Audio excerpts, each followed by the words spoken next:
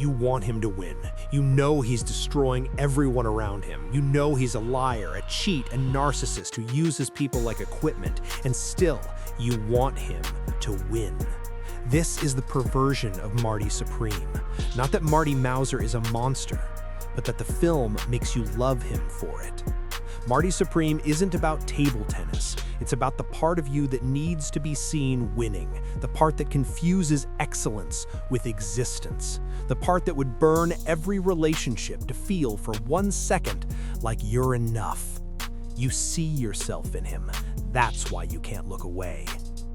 1952 New York City, the underworld of table tennis, which is a real thing because everything in America has an underworld, because everything in America is a hustle. Marty Mauser, played by Timothée Chalamet with nervous energy that exhausts you just watching, is the best ping pong player you've never heard of. Also the worst person you've ever met. Also the protagonist. Also you. If you've seen Uncut Gems, you know this rhythm. Howard Ratner, the jeweler who can't stop chasing the win that will finally make him feel real. Connie Nicholas in Good Time, the bank robber who destroys everything for the hustle. The Safdie brothers, until recently always together, mapped the American go-getter as sociopath, the hustle as addiction, the win as void. Marty Supreme is Josh Safdie alone. Benny's across town directing The Smashing Machine with Dwayne Johnson. The brothers, separated by controversy, are making the same film without knowing it, or knowing it too well. But Josh has evolved. The frenetic energy is still there, the camera that never stops, the anxiety is genre, but there's something new. The 1950s setting with anachronistic music, Public Image Ltd, Tears for Fears, Peter Gabriel in 1952. The temporal disorientation isn't error, it's weapon.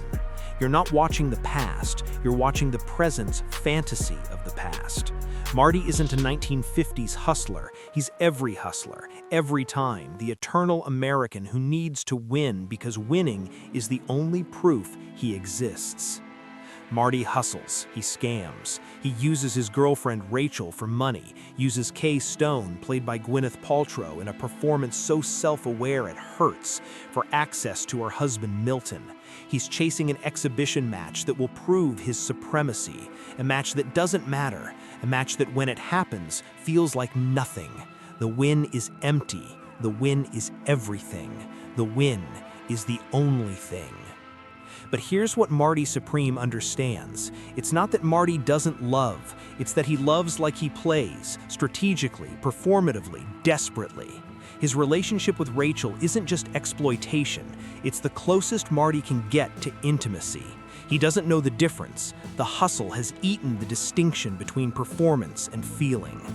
This is what Byung-Chul Han calls psychopolitics. Not control through discipline, but control through freedom, through optimization, through the promise that you can be better, that you should be better, that your failure to be better is your own fault. Marty doesn't need a villain. He is the villain and victim of his own internalized demand, the superego of late capitalism whispering, win, win, win. The spanking scene. Marty, desperate for Milton Rockwell's sponsorship, submits to being paddled, humiliated, dominated. The scene is played for comedy, but it's the film's core thesis. The American dream requires the hustler to submit to the capitalist. Marty thinks he's the protagonist, but he's just content for Rockwell's brand.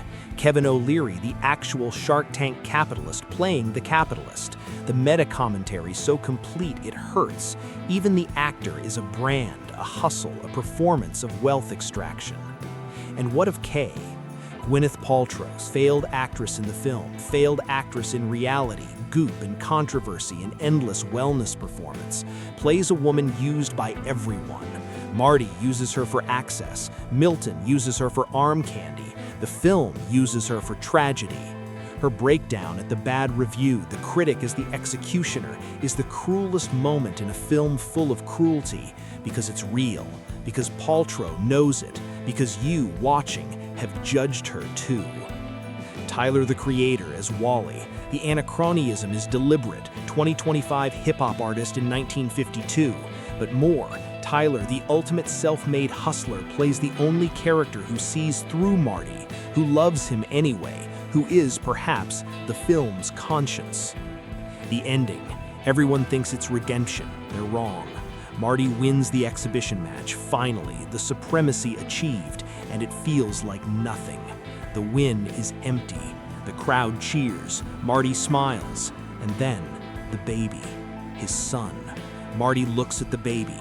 Marty cries. The narcissist, who has never seen anything bigger than himself, finally sees something bigger than himself, and it breaks him. This isn't redemption. This is the end of possibility. Josh Safdie calls it the boy-to-man transformation. But look at Chalamet's face. That's not joy, that's terror. That's the realization that the hustle is over, that he will now sell shoes, that he will wonder what if forever, that his supremacy ended the moment he became necessary to someone else. You think you want Marty to be redeemed. You don't. You want him to keep hustling, because as long as he's hustling, you can root for him. The win is the point. The win is the only point. And when the win comes and it's empty, you, like Marty, are left with nothing. The film has made you complicit. You wanted the monster to win.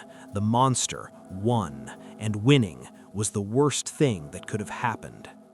Marty Supreme. The title is the lie. The supremacy is the void. The win is the loss. And you wanted it anyway. The monster is you. The monster won. Welcome to supremacy.